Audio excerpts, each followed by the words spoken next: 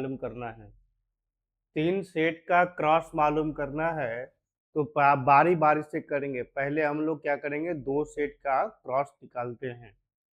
पहले ए क्रॉस ए निकालोगे तो ए क्रॉस ए तो -1 1 गिवन है ए में, फिर ये -1 और 1 गिवन है।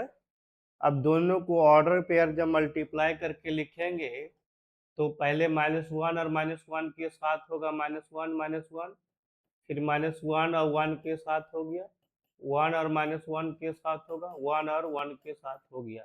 ये ऑर्डर पेयर में मिला। अब इससे क्या करेंगे, अब देखोगे ए क्रॉस ए। अब तुम किसी दो को इसको कर लो ए क्रॉस ए, जो है हमें गिवन है, आया मल्टीप्लाई करके 1 कमा 1 -1 1 -1 और कमा 1 कमा 1, ये आया ए क्रॉस ए। फिर क्रॉस, जब क्रॉस देंगे फिर सेट ए के एलिमेंट्स को लिखेंगे। सेट ए के क्या है, -1 और 1। अब ये ऑर्डर पेयर में नहीं लिखेगा, मिलेगा, ये ट्रिपलेट में मिलेगा, ठीक ना। तो ये ट्रिपलेट में हम कैसे, अगर मान लो ये क्या करेंगे, -1 -1 और फिर से -1, तो तीनों को लिख लेंगे, -1 -1 और -1, फिर -1 -1 और 1, -1 -1 और 1, इसे इस तरह से लिखेंगे।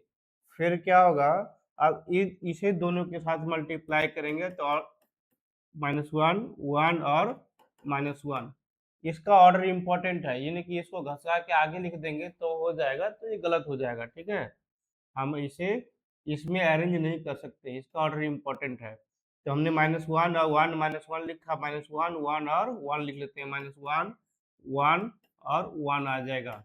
फिर इसके बाद अब वही 1 और -1 के लिए लिखेंगे, तो 1 -1 के साथ -1 बनेगा, फिर 1 -1 और 1 मिलेगा, फिर 1 1 और -1, फिर 1 1 और 1, इस तरह से हमें सेट मिला।